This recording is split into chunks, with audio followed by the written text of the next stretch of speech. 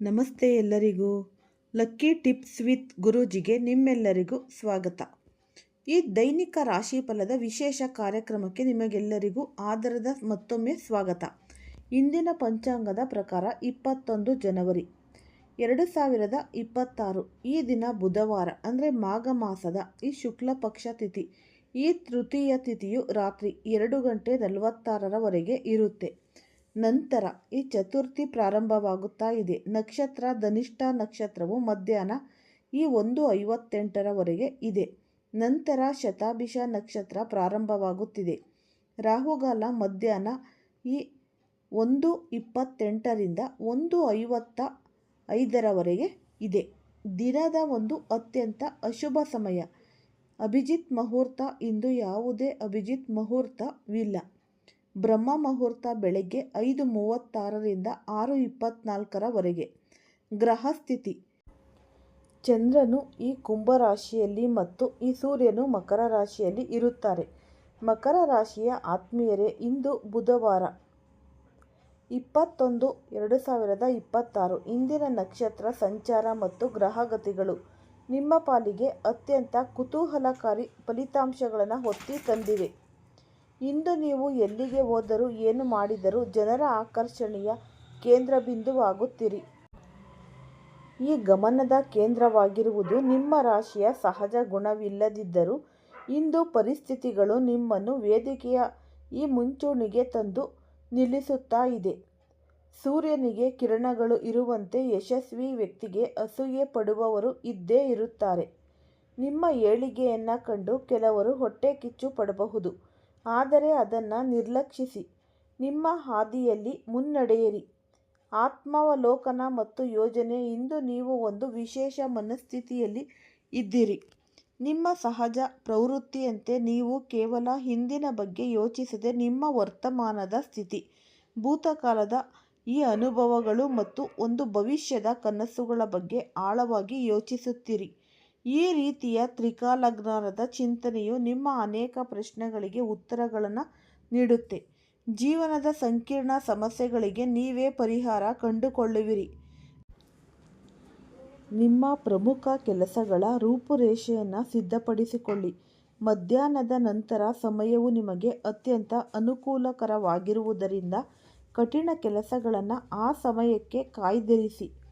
ಮನೆ ಮತ್ತು ಕುಟುಂಬದ ಸಾಮರಸ್ಯ: ಮನೆಯ ವಾತಾವರಣದ ಬಗ್ಗೆ ಹೇಳುವುದಾದರೆ, ಇಂದು ಮನೆಯ ಈ ದುರಸ್ತಿ ಅಥವಾ ಈ ಸುಧಾರಣಾ ಕೆಲಸಗಳ ಬಗ್ಗೆ ಕುಟುಂಬದ ಸದಸ್ಯರೊಂದಿಗೆ ಗಂಭೀರ ಚರ್ಚೆ ನಡೆಸಬಹುದು.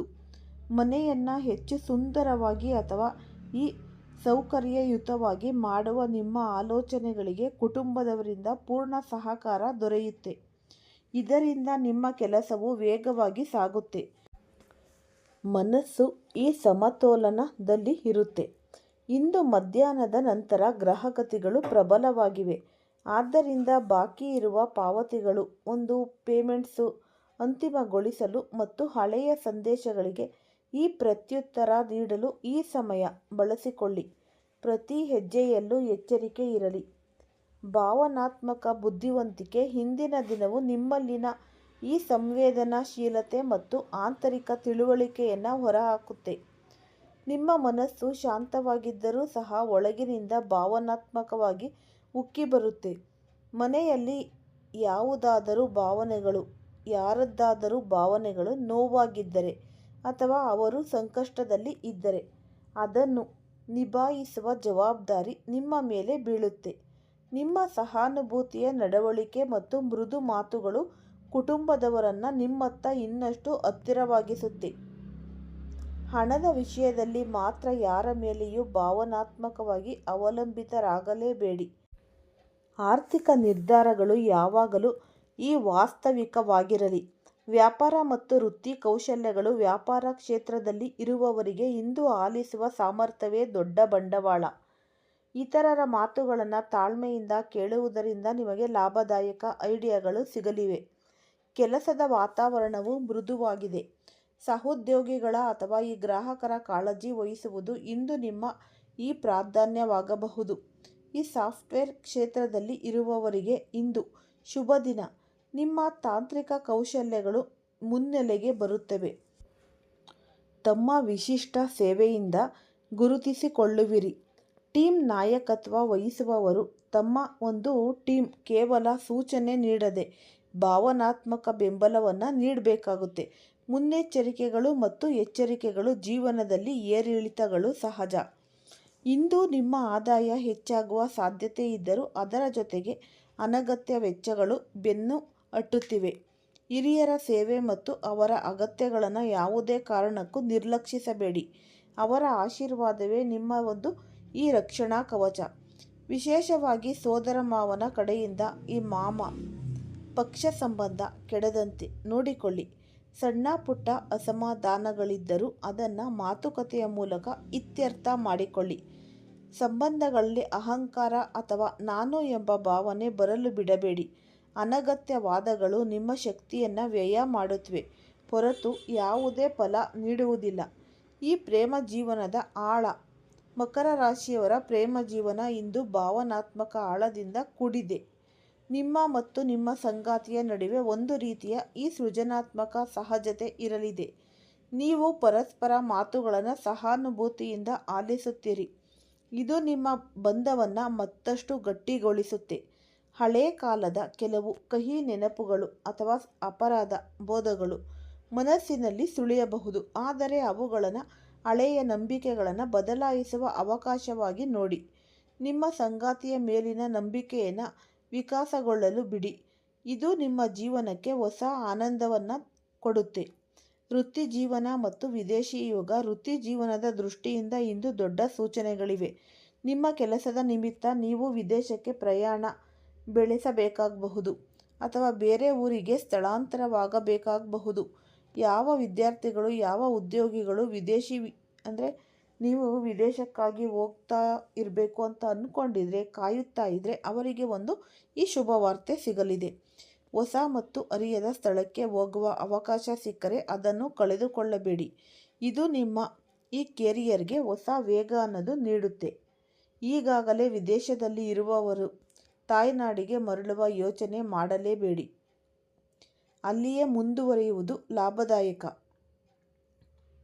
ಈ ಆಫೀಸಿನಲ್ಲಿ ಒಂದು ಫೈಲು ಅಥವಾ ಈ ಡಾಕ್ಯುಮೆಂಟ್ಸ್ಗಳು ಪರೀಕ್ಷಿಸುವಾಗ ಹೆಚ್ಚು ಜಾಗರೂಕರಾಗಿ ಇರಿ. ಆರೋಗ್ಯದ ಕಡೆಗೆ ಗಮನ.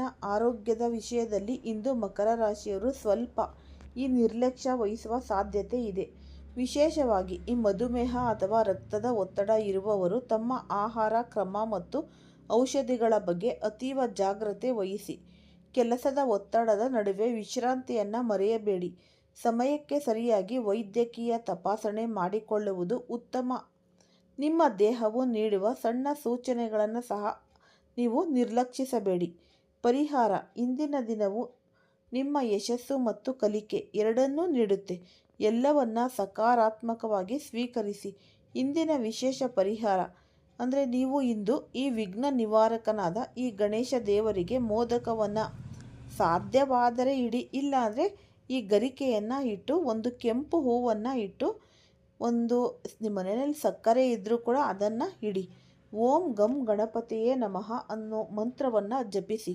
ಇದರಿಂದ ನಿಮ್ಮ ಕೆಲಸದಲ್ಲಿ ಇರುವ ಅಡೆತಡೆಗಳು ನಿವಾರಣೆಯಾಗಿ ಮನಸ್ಸಿಗೆ ಶಾಂತಿ ದೊರೆಯುತ್ತೆ. ಸಕಾರಾತ್ಮಕವಾಗಿ ಯೋಚಿಸಿ, ಯಶಸ್ಸು ನಿಮ್ಮದಾಗುತ್ತೆ. ಈ ಉಪಯುಕ್ತವಾದ ಮಾಹಿತಿ ನಿಮ್ಮೆಲ್ಲರಿಗೂ ಕೂಡ ಇಷ್ಟ ಆಗಿದೆ ಅಂತ ಭಾವಿಸ್ತೀನಿ. ಇಷ್ಟ ಆಗಿದರೆ ಈ ವಿಡಿಯೋ ಫಸ್ಟಿಂದ ಹಿಡಿದು ಕೊನೆ ತನಕ ಸ್ಕಿಪ್ ಮಾಡ್ದಲೇ ನೋಡಿ. ಮತ್ತು ಈ ವಿಡಿಯೋವನ್ನು ಲೈಕ್ ಮಾಡಿ, ಹೆಚ್ಚಾಗಿ ಶೇರ್ ಮಾಡಿ. ಹೊಸದಾಗಿ ಯಾರಾದರೂ ನೋಡ್ತಾ ಇದ್ದರೆ ಅವರು ಕೂಡ ಈ ಚಾನಲ್ಗೆ ಸಬ್ಸ್ಕ್ರೈಬ್ ಮಾಡಿಕೊಳ್ಳಿ. ಎಲ್ಲರಿಗೂ ಸಹ ಧನ್ಯವಾದಗಳು.